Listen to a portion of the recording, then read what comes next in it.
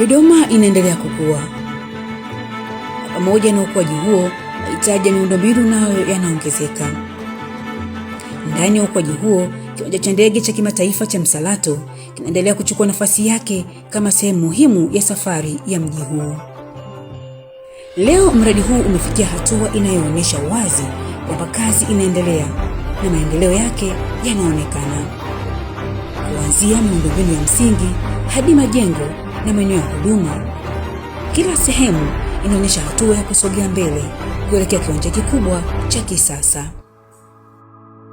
Kiwanja cha ndege cha Dodoma kikiwa na uwezo wa kuhudumia watu wasiopungua 100,000. Lakini kukamilika kwa uwanja wa Msalato ambao wenyewe utakuwa na uwezo wa kupokea watu wasiopungua 1.5 kwa mwaka. Hiyo itakuwa ni fursa kubwa hasa kwa Dodoma na Tanzania kwa ujumla. Niko na kaimu mkurugenzi wa kiwanja cha ndege cha kimataifa cha Msalato, Engineer Nsubili Kabuka, ambaye atatueleza hasa baada ya kukamilika kwa uwanja huu, nini tutarajie kama Watanzania. Kwanza watarajie mabadiliko makubwa ya kiuchumi. Kiwanja hiki kuwa kiwanja cha kimataifa manake ni kwamba kitawezesha muunganiko wa safari mbalimbali za ndege kutoka nje ya nchi ama ndani ya nchi. Ujenzi wa kiwanja hiki cha ndege cha kimataifa cha Msalato kunaipa hadhi Dodoma kama makao makuu ya nchi, kwa sababu hatujawahi kuwa na kiwanja kikubwa na chenye miundombinu ya kisasa kama hiki kinachojengwa kwa hapa Dodoma. Sasa ili kiwanja cha ndege kianze kufanya kazi, mambo muhimu sana. Kwanza kuna barabara ya kutua na kuruka ndege inaitwa runway, lazima iwe imekamilika. Lakini kuna maegesho ya ndege yanaitwa apron, yanatakiwa yakamilika, lakini na jengo la abiria wanaoondoka na wanaowasili yanatakiwa likamilike, ambayo kwa muda huo yatakuwa yamekamilika. Na ukiangalia kwa karibu, unaona kwamba huu si ujenzi wa kawaida tu.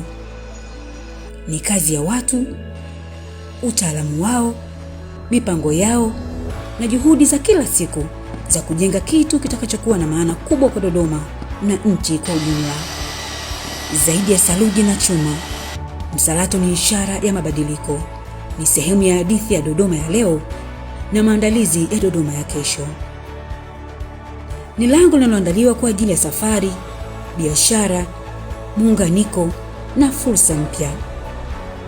Kikubwa najisikia fahari sana kwa hiyo mradi, kwa sababu ni mradi mkubwa na mradi umenifundisha vitu vingi sana hata katika maisha yangu, maana yake umenibadilisha kutoka hatua moja kwenda hatua nyingine.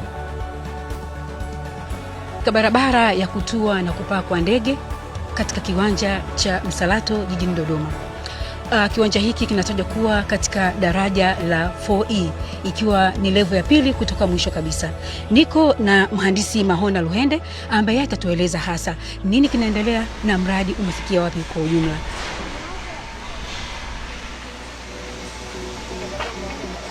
Kwa sasa hivi sehemu ambayo imekaribia kukamilika, kwa mfano hii barabara ya kutua na kupaa kwa ndege almost iko kwenye 95%. Kazi iliyobaki ni ya kumalizia tu kuweka alama kwa maana ya marking pamoja na kufunga taa.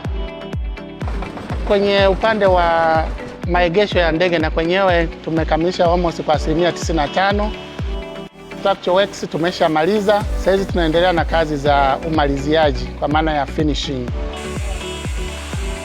Kandarasi wa miundombinu tunatarajia ifikapo tarehe 22 mwezi wa 5 akamilishe kazi zote za barabara. Lakini vile vile mkandarasi wa majengo tunatarajia ifikapo tarehe 27 mwezi wa 5 au amekamilisha kazi zote kwa upande wa majengo. Na kila sehemu imejengwa kwa kuzingatia vile viwango vinavyotakiwa. Kwa mfano tunayo maabara kabisa ambayo vitu vingi tulikuwa tunacheki ubora wake kupitia hiyo maabara. Kuona hakika kila kazi iliyofanyika hapa imefanyika kwa uzuri na kwa ubora unaotakiwa. Msalato bado unajengwa, lakini taswira yake tayari inaanza kuonekana.